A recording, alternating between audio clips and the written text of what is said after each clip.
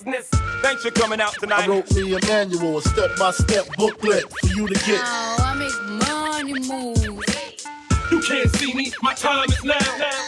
What up, guys? Welcome back to the Fitness Times Business Podcast, the show created to provide you with the practical and strategic advice to help you level up in fitness, business, your career, your relationships, and your life. My name is Joseph Mansell. I am your host.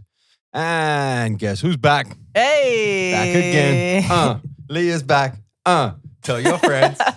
What's up? Hey, man. It's been quite some time since you've been on the show. Almost 2 months. It's been a while. I've been locked in the house. So. Wow. Yeah. Fill us in. What's been happening? Got the Rona. The vid. Yeah, no, started 2022, full steam ahead, back at work for the first week, and then bam, struck down. Well, I actually didn't get struck down. My fiance Tim did, and then I got sick about 4 or 5 days after he did. So it felt like an eternity, but I think we were sort of in isolation for a couple of weeks. Around. Yeah, it's gone around. Yeah, Everyone's well, not everyone, but a lot of people are experiencing it. Real quick. Before we dive into the show, because I'm interested, and I know that the viewers and the listeners are probably interested. How was your experience with the COVID?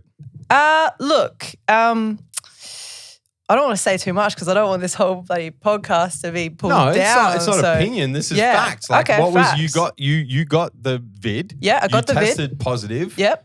Rat PCR. I tested positive on a rat.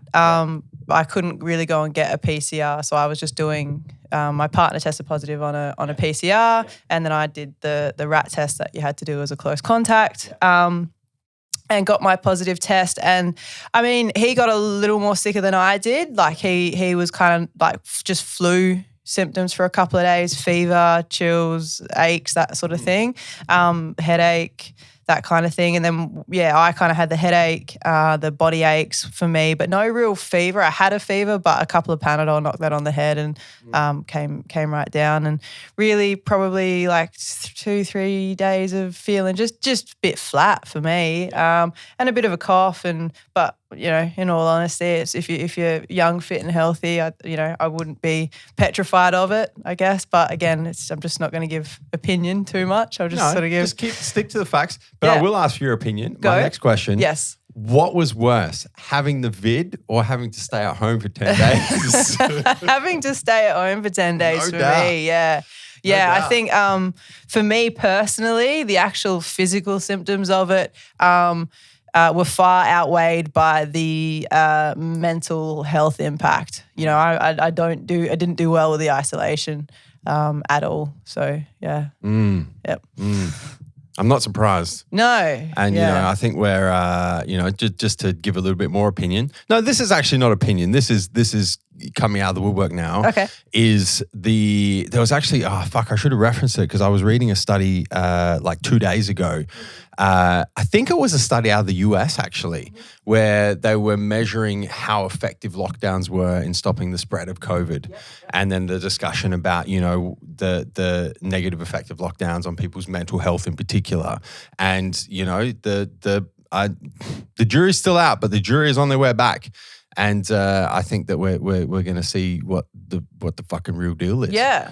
Well, in similar to some of the stuff that the guys that listen to this show that follow you would see, like I'm very much pro-choice as well, and through and through with that.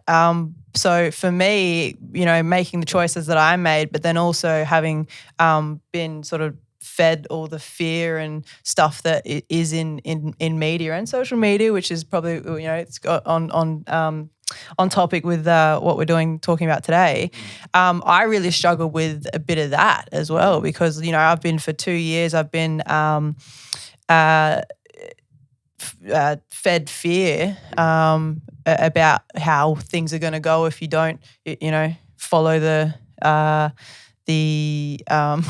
path that we're being told to follow. You see, I'm treading a very fine line here. You are.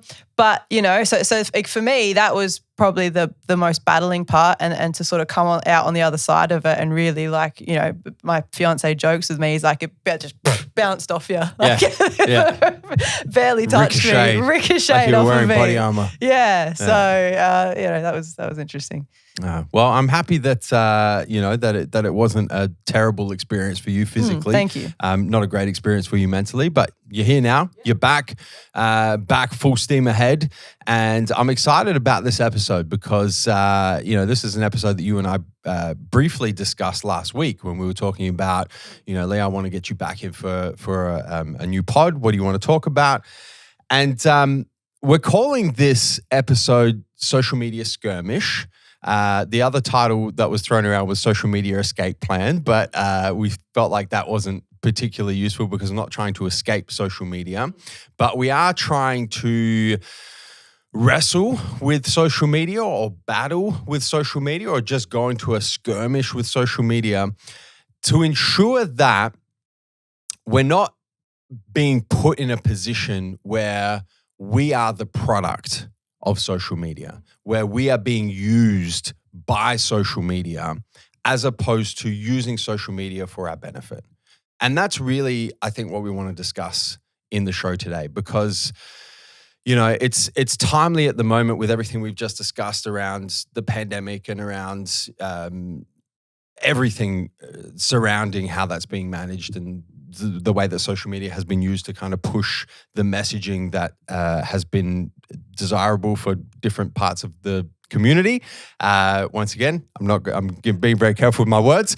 So very timely, but also it's interesting your perspective and my perspective on this because of our age, we didn't grow up with social media, right? When we were young teenagers, social media wasn't, I remember Facebook, the first time I came across Facebook, I was at university. So I was in my early 20s.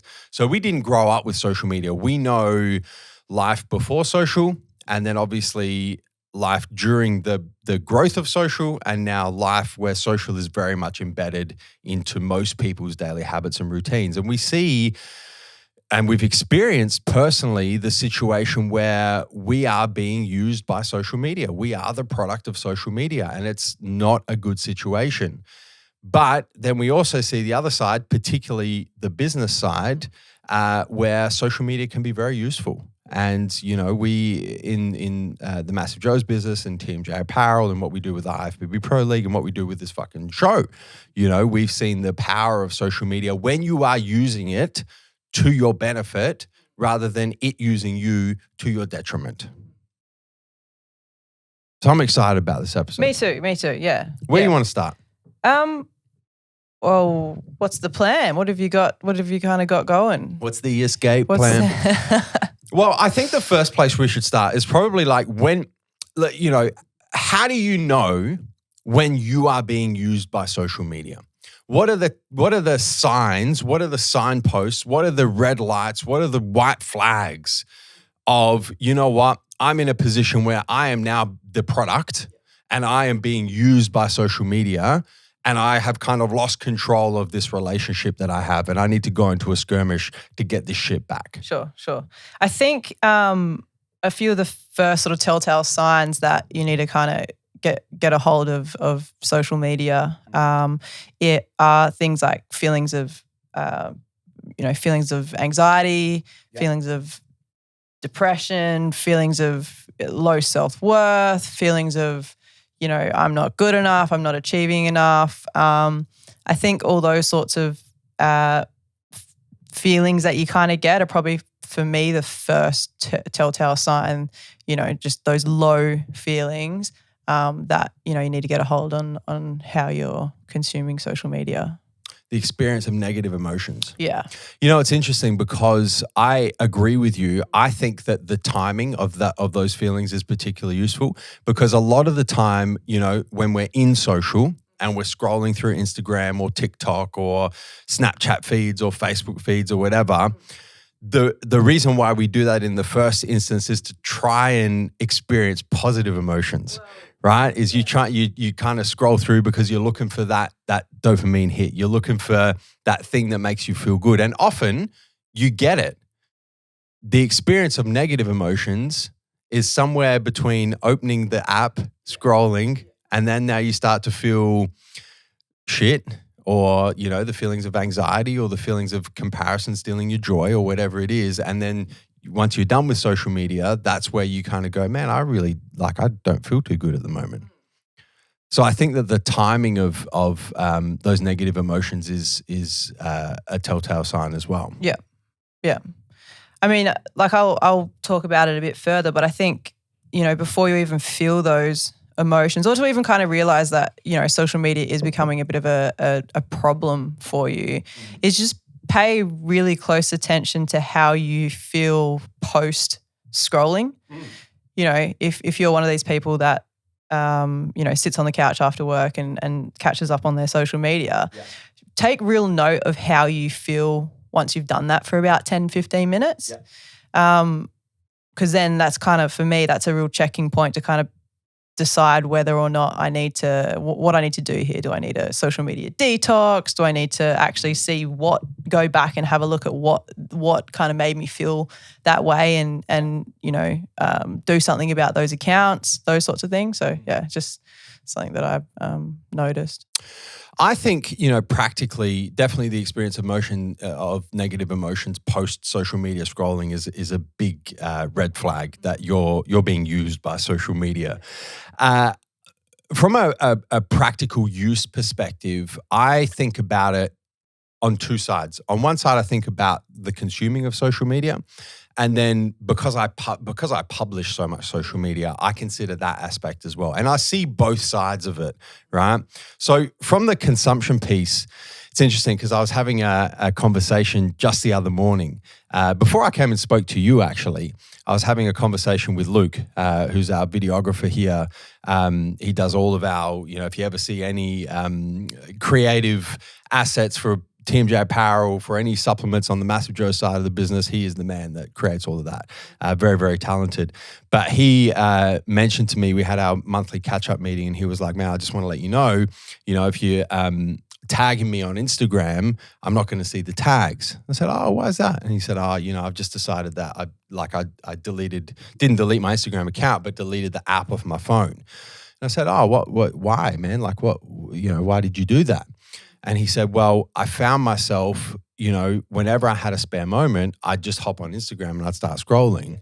And I just found that, first thing in the morning, I'd scroll on Instagram. Anytime I had a spare moment, I'd scroll on Instagram. Stuck in traffic in a red light, pick up my phone, scroll on Instagram. And I was just feeling like shit doing all the scrolling. So I decided to just remove the app completely. And that's kind of how I've dealt with it. And I think that, it's a great example because from a practical perspective, there's two main things that I kind of go, you know what, social media is using you, and two traps that I've fallen into as well.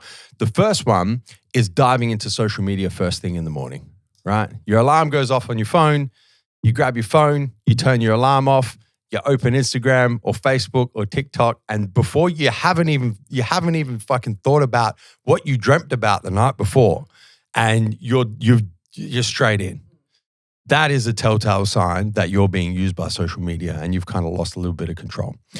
The second one is any time where you find yourself mindlessly scrolling. Like Luke said, any moment he had, he'd just pick it up and start scrolling. Doom scrolling.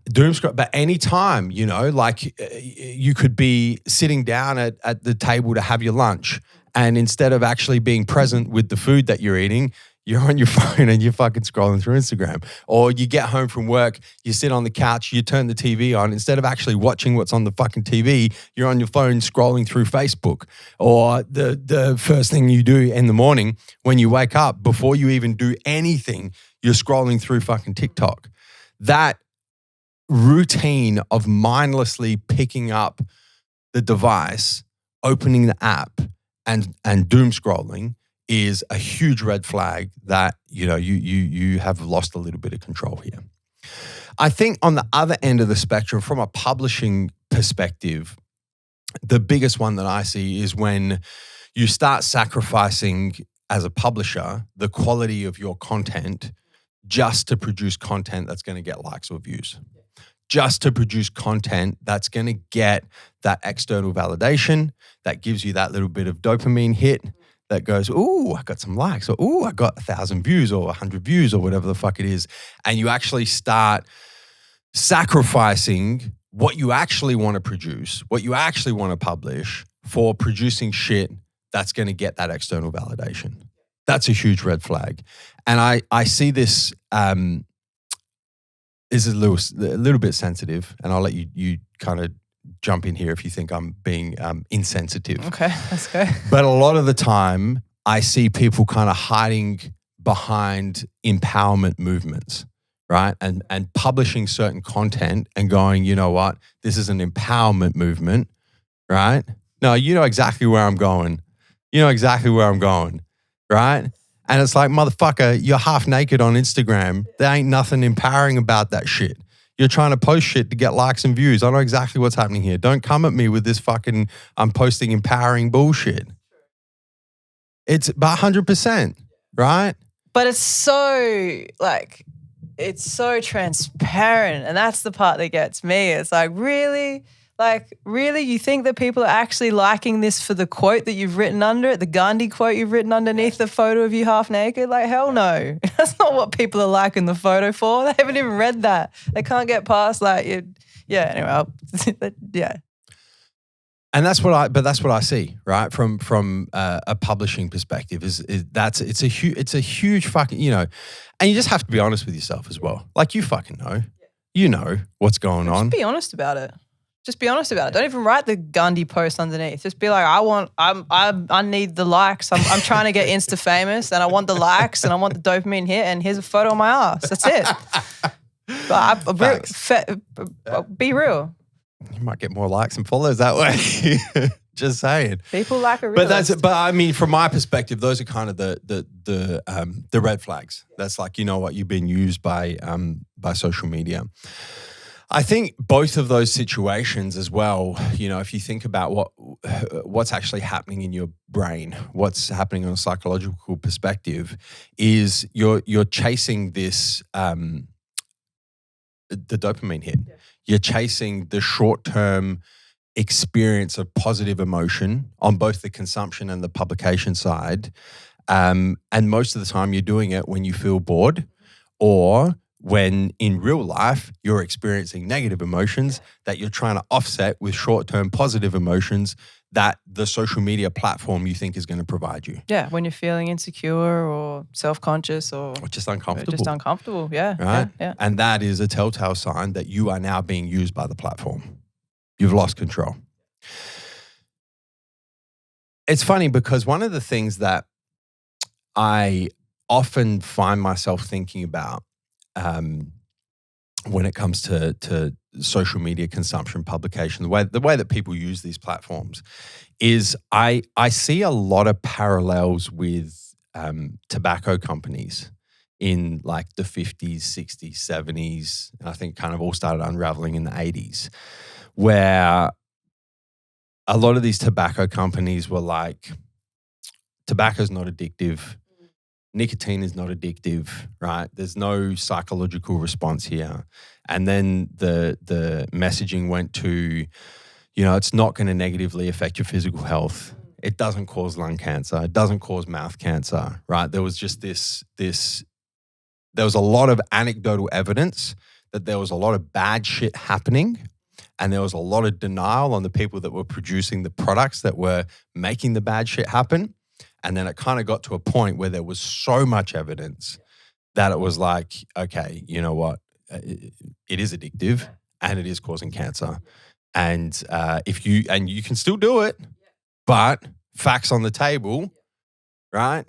Are you using the cigarettes, or are the cigarettes using you? Yeah.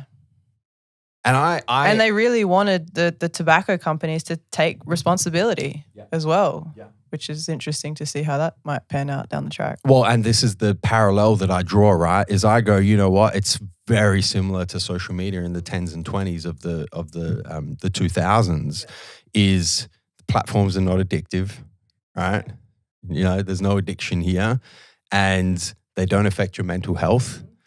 And you know, we've seen it because we've come from a time where there was no social media, and we haven't grown up with it, but we were adults when the shit kind of hit the fan, so to speak, and we've seen the real world evidence of, yes, it is fucking addictive. Because I remember when I was in my early 20s, right? You didn't sit down to have a meal with your friends and everyone's on their fucking phone scrolling through socials.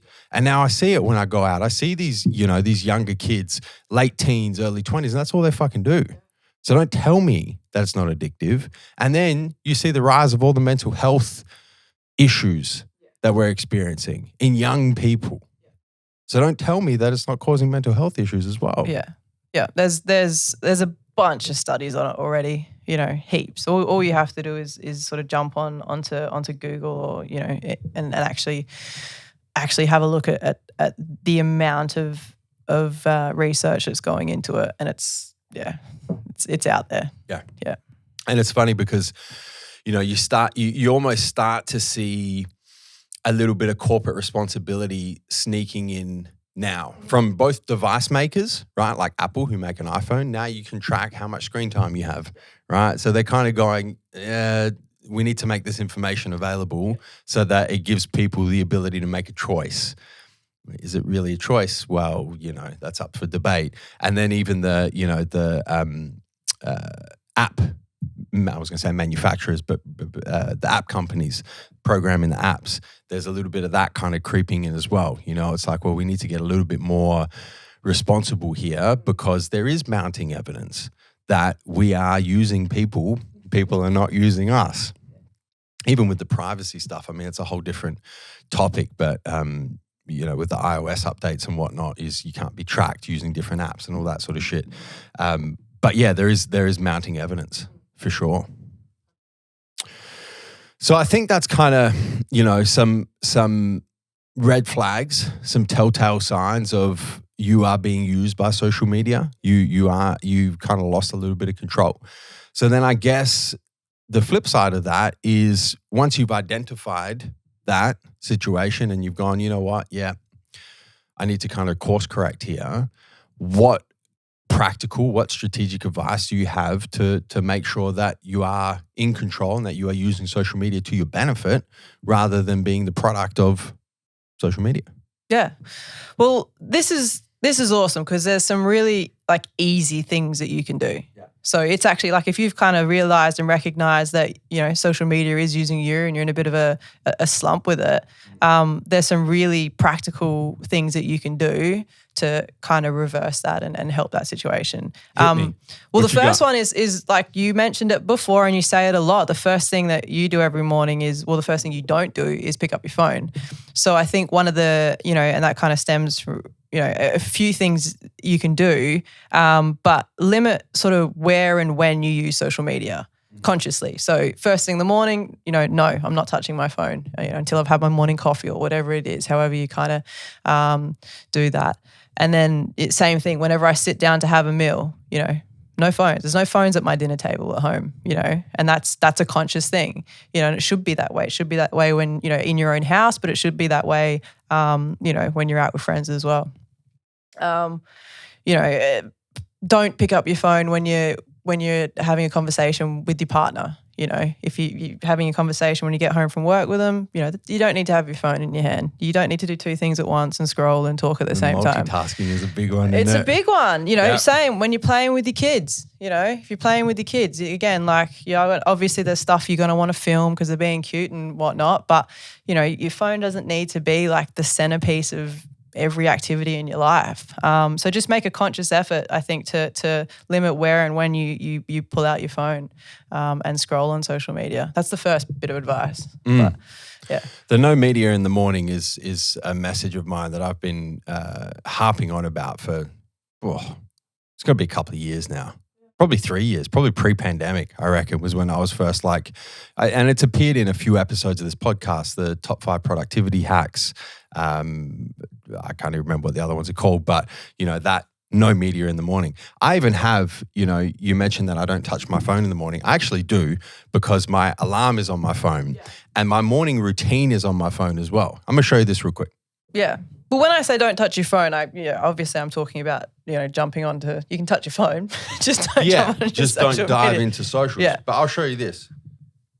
What's the first? So this is my morning routine note, right? This is what I set to open on. As soon as I turn my alarm off, this note comes up.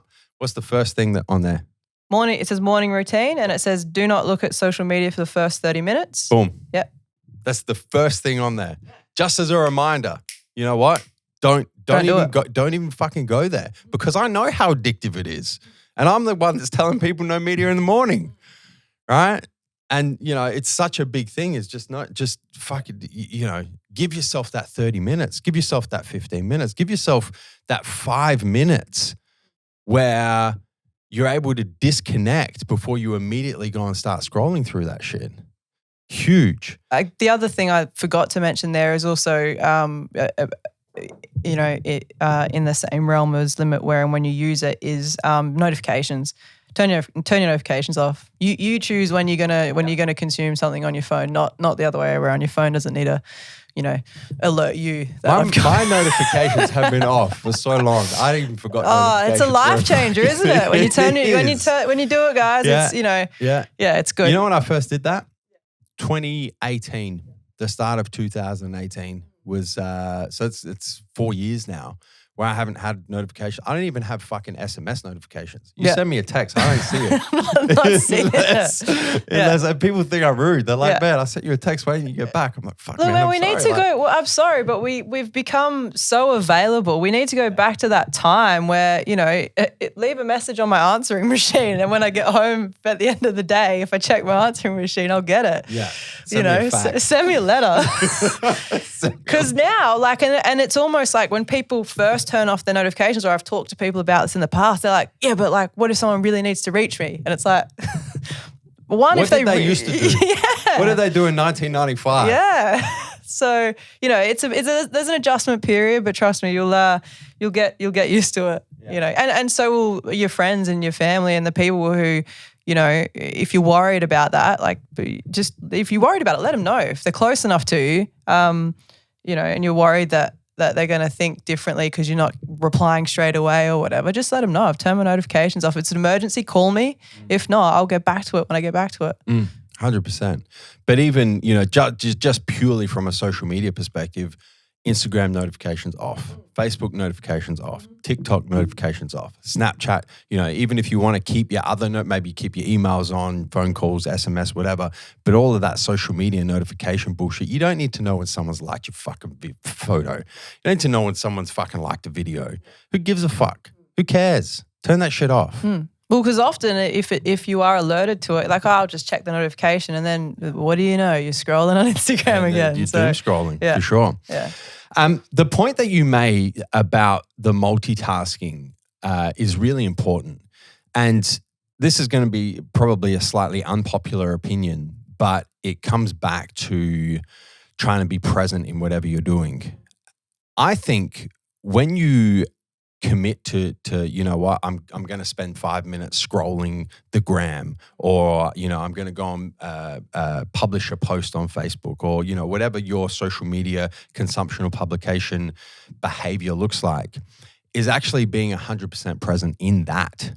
You know, not scrolling the gram while you're having a conversation, or not scrolling Facebook while you're trying to watch Netflix, or not scrolling TikTok while you're talking to your significant other. If you're in social media, block off the time and fucking be in social media. You know, like, multitasking works both ways. If you're in the pursuit of presence, you have to be in the pursuit of presence of whatever the fuck you're doing. So, you know, my thing, and I practice this as well, is like, when I don't really consume too much social media. When I'm posting on social media, I'm not doing anything else. I'm here in my phone. I'm posting my shit. I'm writing my captions. I'm sharing the post from profile to story, and then sharing the Instagram to or whatever the fuck. And I'm present. That's what I'm doing. And I think that's super important as well, because once you're done, turn the shit off, put it away, go and be present with the next thing. So I think trying to get away from that multitasking is huge.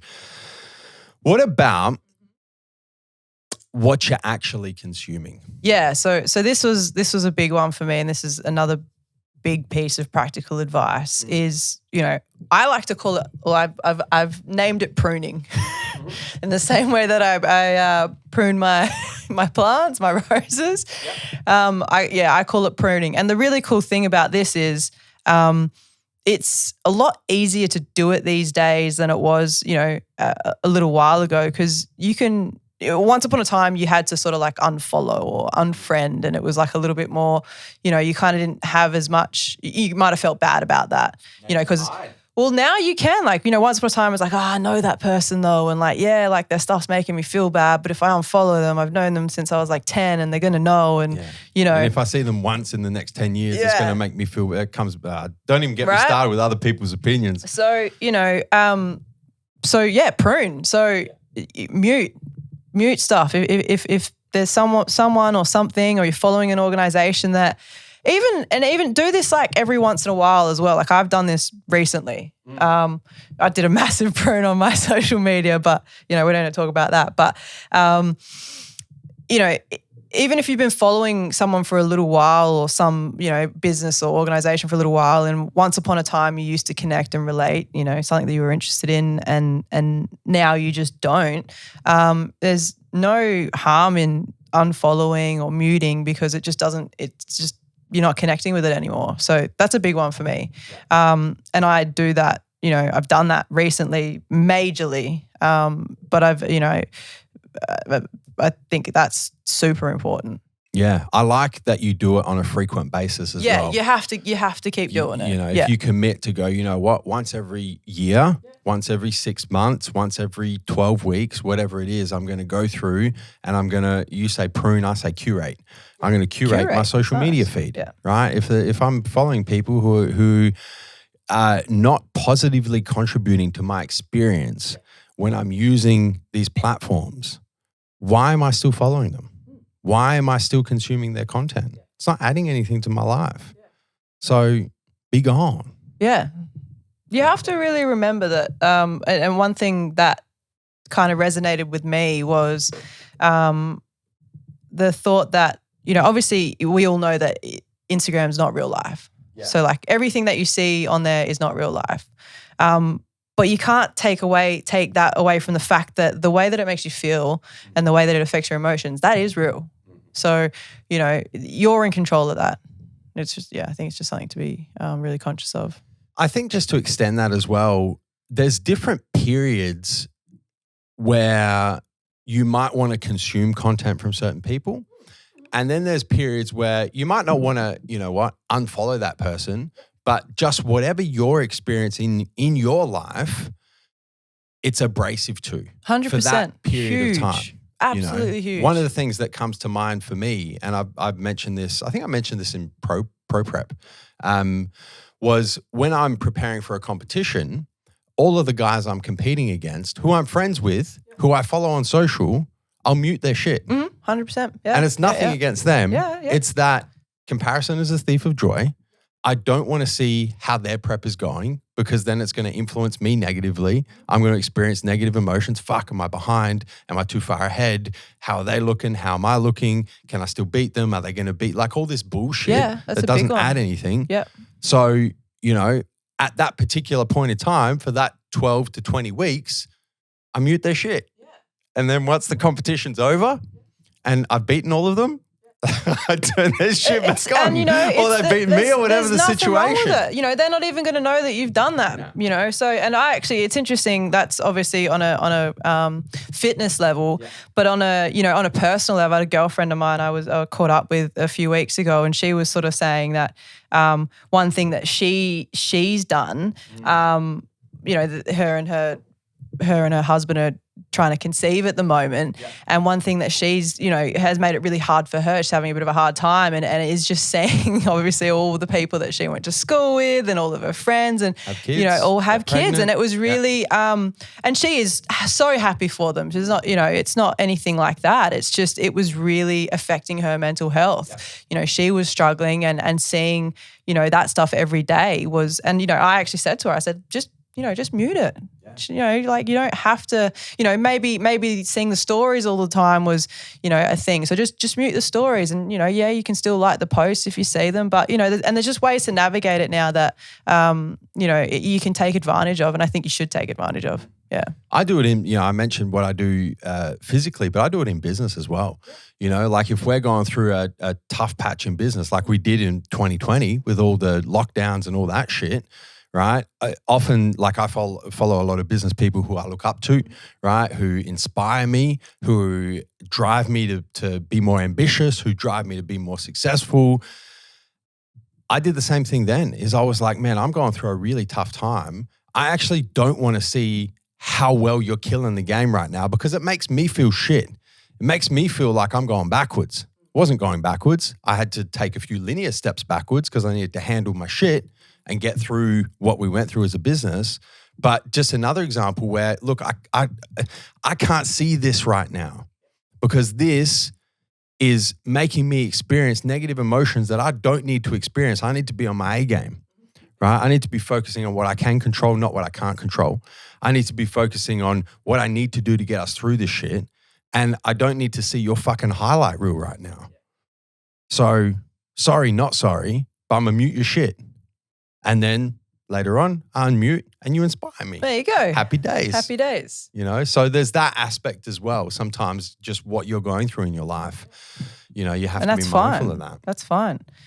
Another one for me that I think is super important, and I think we can be a bit more conscious of it because of, like you said, we've grown up without social media and it sort of came into our life as young adults. I think it's going to be even more important and things like that for the generation that are growing up, our kids with social media, like there's no life before it for them, is to just be really careful not to let it replace real life. Yes. Real life experiences, nothing is going to replace that flesh and blood connection that you get when you're face to face with someone. I think that, we have a basic human need for connection and belonging, and social media, although it kind of seems like you're staying connected, it doesn't fulfill that need. So I think, although you're interacting with the people online and stuff like that, you still have to pick up the phone and you still have to organise to see people, because the months can go by and just because you feel like you've stayed connected with people, you're just not going to fulfil that basic human need. It's interesting you mention that because there's a couple of things that, once again, like our experience, being born in the 80s is so unique because of when social media entered our lives and how old we were when it happened, right? If you were born in the 90s, you have a different experience to us. If you were born in the 70s, like literally, if you were born in the 80s, in the history of human development, right, you have such a valuable insight into growing up without it and then having it enter your life as a young adult. And it's so valuable. And a couple of things that I have noticed. The first one is if you think about like the initial, if you think about the origins of Facebook, right? If you've seen what's that fucking movie about? It's got Justin Timberlake in it and shit. What's that called? I've just had a mental blank. Yeah, I've had a mental blank as well. Oh, that's annoying. That's annoying. No, it's not The Social Dilemma. That's the most recent one.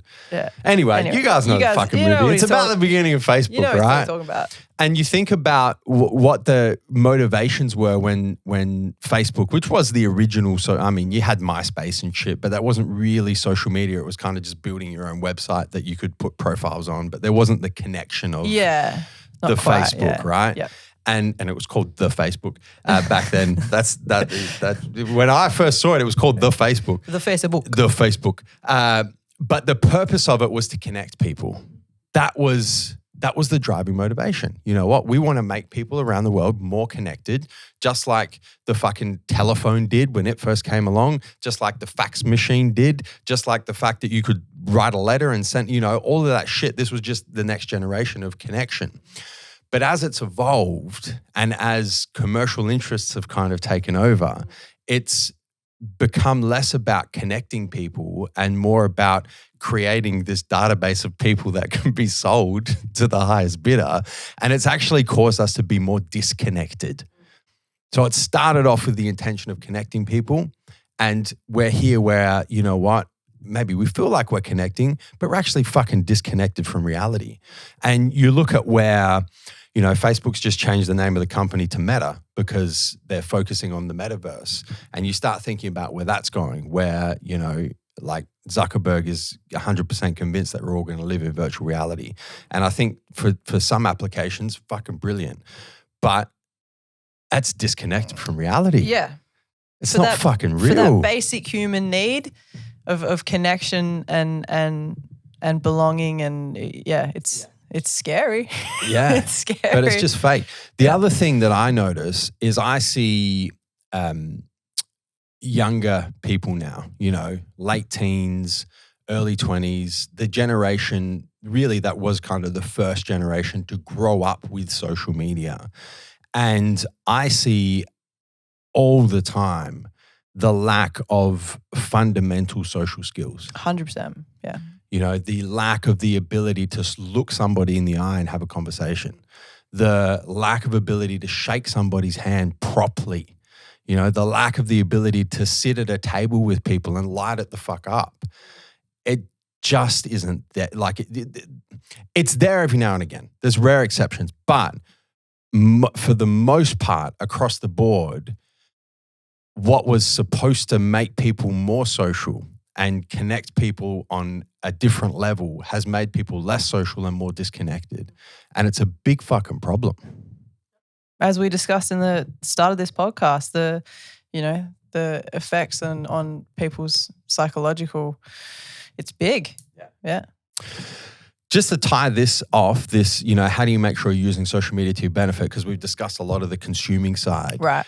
From the publishing side as well, you know, to make sure that you're not publishing content just to get likes and views and follows and hiding behind whatever fucking movement you're trying to hide behind when you just want to get your ass out on different social media platforms.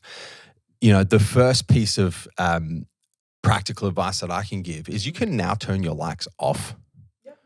On most platforms, you don't have to see them. You can turn your views off. Activate that shit, right? Like, just completely remove the want to go and check how many people liked your shit or how many people viewed your shit. Who cares? Just publish what you want to publish, right? And let it be. Don't be publishing shit to chase this external validation that means nothing. That's a good one, yeah.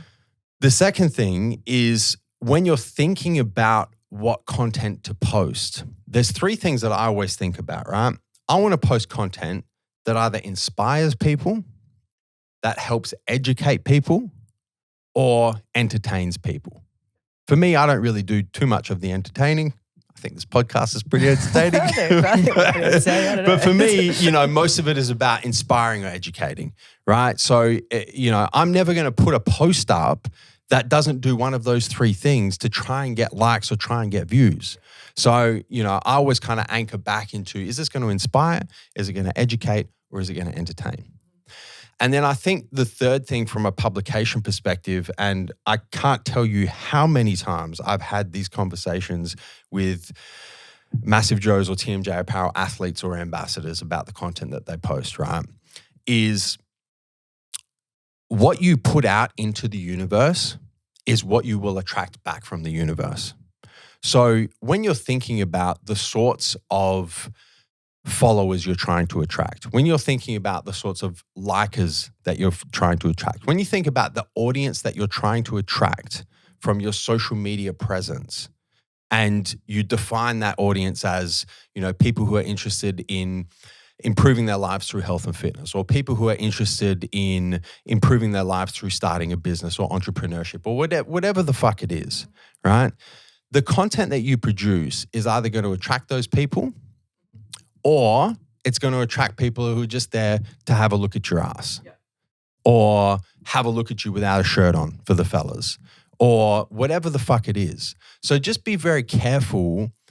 I think the first thing is really to get a lot of clarity around what sort of audience are you trying to attract, and then making sure that the content you're producing is going to attract that audience exclusively and nobody else. And I think that's just a really good check to make sure that you are using social media for what you want to use it for, not being used by social media and becoming the product of the platform. Yeah, definitely.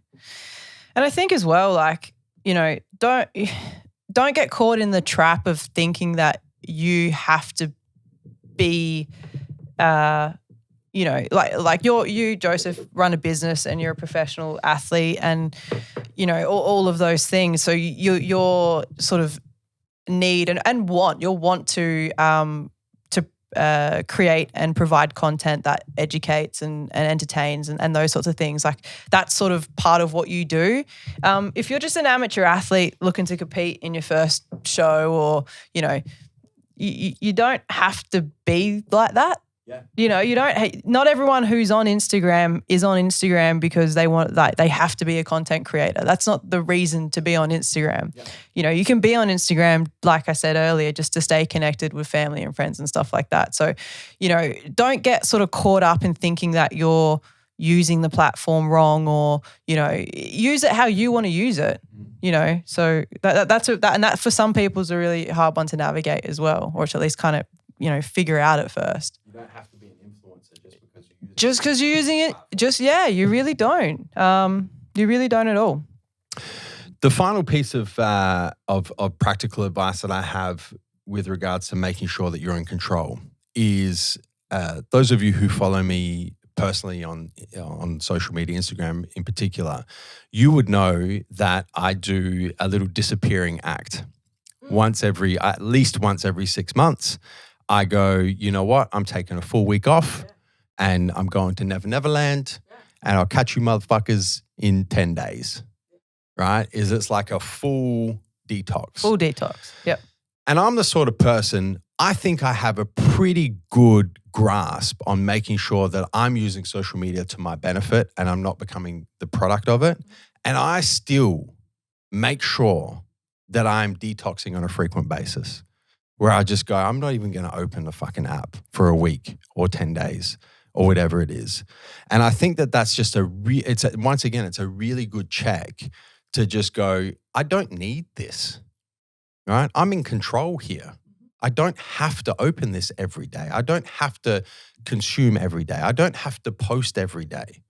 We should tell the listeners, viewers, try it, you know. Just give it a shot. You know, you listen to this podcast, it's obviously something you're interested in. Just do it for a week. Yeah. Just delete the app for a week. Yeah. And just honestly, like I guarantee you will feel less stressed and you will just feel like a higher satisfaction for life. You do it for 10 days on and off. I actually did it for, when did you get married? November. So I did it for the whole of December and most of January. So I just went, you know what, I don't need Instagram anymore. And to be honest, like it changed my perception on a whole lot of stuff. It was very beneficial for me personally. And then, you know, after that, I came back onto Instagram and it might be some listeners who now know they can't see my profile anymore. And it's not because I don't like you guys. It's just my private life is my private life. And I'm not like a Joseph. I don't need to, you know, I don't need to do what he does. He does what he does very well. So, but I did that because, you know, I was like sharing my life with a lot of people I didn't know. So, you know, just check in on that. And I just think that's really beneficial as well. I think if that full detox is maybe a little bit too big of a pill. It's extreme, guys. People to swallow. Will be the first to tell you I'm a very extreme person. You are. But, you know, a little baby step along that way is you can get lockout apps. You can download apps that will actually lock you out. If you've got zero self-control. Yeah, okay. But that's a good baby step, right? It's a way to start. You know, the other thing is block out time every day where you promise to yourself that you won't touch social media. Yeah, right. Easy one. So I have 3 periods in the week, right? So this is something that Amy and I do together. My wife, Amy, and I, 8 p.m. every night.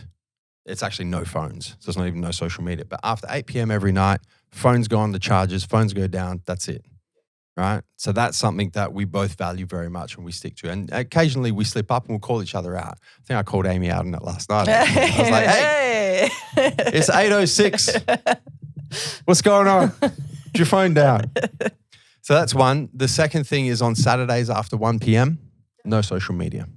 And then the third thing is Sundays, Sunday nights is a great time to post on social media. A little hack for you guys. For those of you who don't know. Because you catch people on Monday morning when they're supposed to be at work, but they're not fucking working, Yeah, right? they're just at work. They're just at work Monday mornings catching up on the Catching weekend up on socials. So on Sunday, I'll block out 5 hours, right? And it can be between 1 and 6, 2 and 7, 3, it can't be after 8, but, a 5-hour block where no social media, And so that's a great way to kind of work your way up to a full 2-week detox or whatever the fuck. Just curate these little periods of time where you kind of just disconnect from the social media apps. I think the last thing that I can give some interesting insight on is social media for business, because similar how we've kind of mentioned, we grew up without social media and it became part of our lives when we were in our early 20s. I started a business when social media didn't exist, right? So I was 19 years old. The first time that I came across Facebook, I was 22, I think. And so when I started a business, I didn't have social media, right? I used to run fucking ads in magazines. Newspapers. Yeah, Radio newspapers. stations, Radio. I remember. For real. Yeah. We had, I started a business with no social media. And then when social media came along, like I remember the first time I saw Facebook, I remember this very vividly. I was up in, called the CAT suite. I can't remember what CAT stands for. It was the engineering computing suite at Adelaide University. And I was walking past, it was just this rooms full of fucking computers, right? And anyone could go there, you just log on, you can do your computer work, whatever. And I remember walking past my friend Shane, walking past his computer, and he was on this wall and he was like writing on this wall. And I was like, dude, what is this? This is not a fucking engineering program. He's like, oh man, it's this thing called Facebook. You can you have friends and you write on their walls and this and that and whatever. And I was like, that's pretty cool. Immediately, business. Yeah. I'm like, fuck. If I can get like 100 people to like my Massive Joe's Facebook page. Well, it wasn't that. You remember before you could make pages, you had to make a profile. You made a profile. You could only be a person. That's right. Yeah. And that's what it was. It's yeah. like, I set up this person to be Massive Joe. Joe's. I remember. Yeah. And I was like, if I could just get 100 people to like be my friend, then I could like tell them about my business. And then I could maybe grow that to like 1,000 people.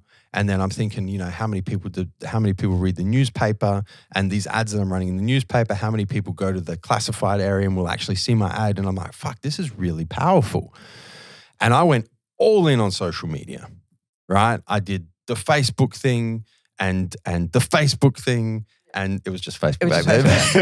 We'll get to how you discovered Instagram. The Facebook thing and the YouTube thing and all this. Well, that was you on the Instagram thing. I was saying, we'll get to that. And so I've seen how powerful social media can be for business. And it fucking blows my mind when I see in 2022 business people who refuse to use social media for business purposes because, they don't want to be used by the platform, or they don't want to take the 50 hours to actually understand the platform, or whatever the fuck their bullshit reason is. It blows my mind. I'm like, motherfucker, I literally built a business from zero to what we will eventually become a 9-figure business on the back of social media. And your winery or your beauty salon or your fucking skincare company or whatever the fuck, you think that social media is not going to be powerful for your business. Blows my mind. And as somebody who has seen how powerful social media can be for branding business, for marketing a business, for growing a business, for scaling a business, I think my advice in this realm and everything we've spoken about today is don't throw the baby out with the bathwater, right? Don't go, you know what? I'm going to delete all the apps because I'm being used by social media. Like, don't go to the extreme. Don't go, you know what, Instagram gone, TikTok gone, Snapchat gone. You know, everything that Leah and Joseph have said today resonates with me, and I'm just gonna. This is my social media escape plan. We haven't I'm said out. that. We haven't said that. I'm out, We've- right? Because I think from a business perspective, you're making a huge mistake. Yeah. From a business perspective, and you know what? And I'm going to say it on a personal level as well, because like I said, you know, the way that you can prune and mute and unfollow the negative stuff, you can bring so much positive stuff into your life as well. You know, I follow a few accounts that are great for that. You know, different writers that I like to follow, or even just, you know, even just funny stuff. Yeah. Like, everyone needs to laugh every day. How good is Sushi Bingo? You know, but like the best thing to come out of the pandemic. So honestly, like, don't discount that either. Like, you know, if you're finding that social media, you're not happy with how your social media is fitting in your life, go out there and find a couple of accounts that are funny, or things that you're interested in, or, you know, stuff that inspires you, you know, with mentally or whatever, like things that are going to help you, because, you know, that stuff's really helpful as well. It can be used in a really helpful way. You just kind of have to make the conscious effort to tailor it to you. Yeah. And I think, you know, just in that regard, it kind of ties into everything that we've already spoken about. But, you know, from a business specific perspective, and making sure you don't throw the baby out with the bathwater, is, you know, make sure that if you are publishing content on social media for business purposes, that isn't the gateway to the doom scroll, right? It isn't the gateway to all of these things, all of these red flags, because it very easily can be. And I've been there before. You know, I'm like, I got to get this post up on the Massive Joe's account, or the TMJ Apparel account, or my personal account, or the YouTube channel, or whatever it is, and I get the post up, and then next minute I'm scrolling through the fucking feed, or I'm watching the stories. I'm like, how the fuck did that happen? That wasn't my intention. So I think that, you know, if you are gonna do that, use social media to your business benefit, which I highly suggest that you guys do.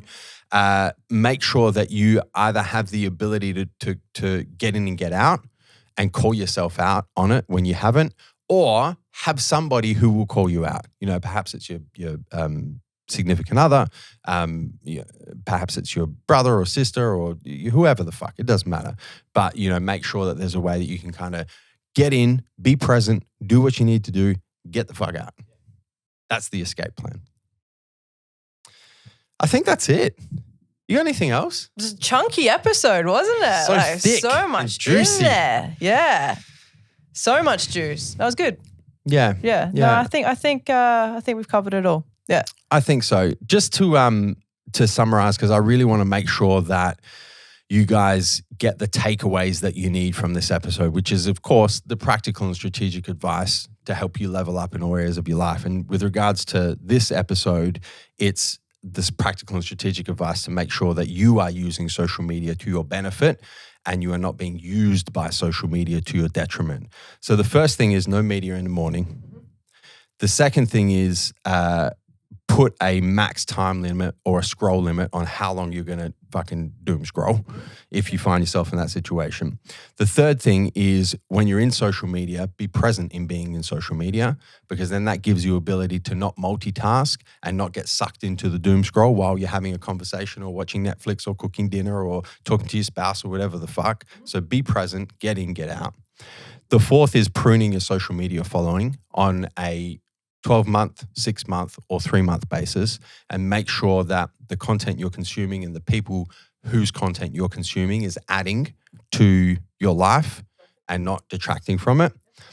I think the fifth one is the timing and muting. So if you don't want to prune somebody, but at a certain period in your life, you just don't want to see their shit, that's fine. Just mute. And when you're all good, you can unmute them. Point 6, from a publishing perspective, is to turn your likes and your views off. Don't give a fuck. Publish the content you want to publish. The external validation is just a bonus on top. You don't even need to be aware of it. Point 7 is to post content that inspires, educates, or entertains, and ensure that you're posting content that is going to attract the audience that you're trying to attract, and be very conscious of what you put out into the universe is what the universe will give back to you. And then point 8 is the detox. So whether that's a block of time every 3 months, 6 months, 12 months, or whether that's having little time periods during the day, no phones after 8 p.m., 5 hours off on a Saturday or a Sunday, whatever that looks like for you, make sure that you're giving yourself the opportunity to detox from the social media platforms and really from your phone altogether. That's a wrap. And with that detox, don't just sit in a corner by yourself. That's the time. That's the time where we're talking about having those. That's the time where it's probably going to be the most beneficial to have those like real life interactions. Yeah. Before we close off this episode, Leah, just one thing that I want to mention to the viewers. As you guys know, we don't run ads on this show. We never have these little pre-roll or post-roll ads or any of that sort of bullshit. But every now and again, we do something that we think is going to add a whole lot of value to you guys that I feel guilty if I don't tell you about. And that is, of course, the MJ Challenge. Oh, yeah, the challenge. Registrations are now open for the MJ Challenge. They close this Sunday, the 13th of February at midnight. For those of you who are unaware, the MJ Challenge is a 10-week challenge. We're into our 7th season, so we've run 6 seasons. Not 6. That's gone 7. Not 6, 7. That's gone quick. 7 seasons. It's a 10-week challenge. It's fully guided, so you will receive a customized diet and meal plan, which is tailored to where you're at in your fitness journey and what you're trying to achieve. You receive full workout programs for the first 5 weeks and then an updated workout program for weeks 6 to 10. You receive a supplement guide, motivational guide, access to the exclusive Massive Joe's Facebook group, access to exclusive webinars just for our 10-week challenges, our MJ challenges. Plus, you receive an exclusive MJ Challenge tee. Yeah, designed by me. Designed by Leah herself under the TMJ Apparel brand. You receive an MJ training journal. They're cool, man. They are fucking cool. Like I don't know if they are cool. I was involved in the design process. tell It was you were. Vince's baby. Yeah. His thing, but they are epic. They are really epic. Receive one of those, body fat calipers, body measuring tape, assorted samples from your supplement plan. You literally receive over $100 worth of free merchandise. And you know how much this 10-week challenge costs? Tell me. It's so much value, man. Less than $100. No way. It's $99.95. That's pretty good. Which is less than $10 a week. You receive over that amount in free merchandise, plus you get all of that awesome shit. Yeah, a lot of value in there. A lot of value in there. And we've been fortunate enough to run 6 seasons. This is season number 7. And the transformations, I mean, you guys just go check it out, MassiveJoesChallenge.com. If you click on the results tab, you can see some of the transformations from the first 6 seasons. And we're talking about 20 plus kilos of body fat I've been lost blown away by some of the photos. Honestly, it's crazy. Yeah. We've very seen impressive. complete transformations, both guys and girls, and the amount of muscle they've built in 10 weeks. And we're a full spectrum of people. We've seen, people join in their late teens, people in their 60s, people who are really overweight that need the guidance to lose the weight, people who are really skinny that need the guidance to build muscle, all walks of life. And the results across the board are quite simply mind-blowing. So, MassiveJoesChallenge.com. Registrations close Sunday, the 13th of Feb. Guys, I encourage you at the very least to go and check out the website, check out what's involved, check out the transformations. If it's not for you, that's completely fine. But I think if you just invest the 5 minutes to go and check it out, you'll be like, fuck, I need to be a part of this. And I can say that you guys do need to be a part of it because it's one of the coolest things we do as a business. It's one of the most valuable things we do as a business. And for me personally, it's one of the most rewarding things we do as a business. Yeah, I think so too, yeah. So, massive especially this challenge. time of the year, like if you're kind of having a hard time getting into the groove of things, it's really good timing as well. Well, this is the time of the year where people set their fitness resolutions and they've already fucked them up. Yeah, well, that's what I'm saying. Like if you're having a hard time, like some of us like me, like my whole of January was a bit of a hiccup. Yeah. So, you know. So let us help you. Yeah. MassiveJoesChallenge.com. Go check it out, guys. That's a wrap. Leah, thank you so much. Thanks, man. It's been an awesome episode, guys. If you've enjoyed the show, if you've laughed, if you've taken some practical and strategic advice, if you've just enjoyed spending the last hour or so with us, the one thing we ask in return is that you share the show person to person, take a screenshot, tag us in your Instagram story at Leah Menzel, at Joseph Menzel. Leah's back on Instagram now, so she'll see the tags. I'm back, but like my thing's on private. Oh, it's on private. So I don't know how that works. I'm sorry. Okay, guys. maybe you can't tag Leah, but No, you I can think tag me. Well, I don't know what happens. They but could tag me, and then when I repost, I could tag you. Yeah, because you're on my. It's like tagception. My brother is definitely still On on my the- Instagram. on the Instagram. I didn't go that extreme. Yeah. So, guys, just make sure you share the show. If you haven't enjoyed the show, you don't need to share it. It's all good. Look, and if you DM me, guys, I get the messages, and I always love to have a chat back. You know, I'm not going to do that. Yeah. You might just get some random friend requests that you have to accept. Yeah, I'm always up for the chat. Yeah, you're down for that. You're down for that. Guys, you could have been anywhere in the world right now, but you're here with us. We appreciate that. Until next time, we'll catch you on the flip side. Thank you so much for tuning into this episode of the Fitness Times Business Podcast. We hope you enjoyed listening. Be sure to subscribe on your favorite podcasting platform.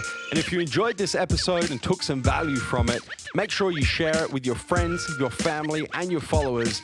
And if you haven't yet, be sure to leave us a 5-star rating.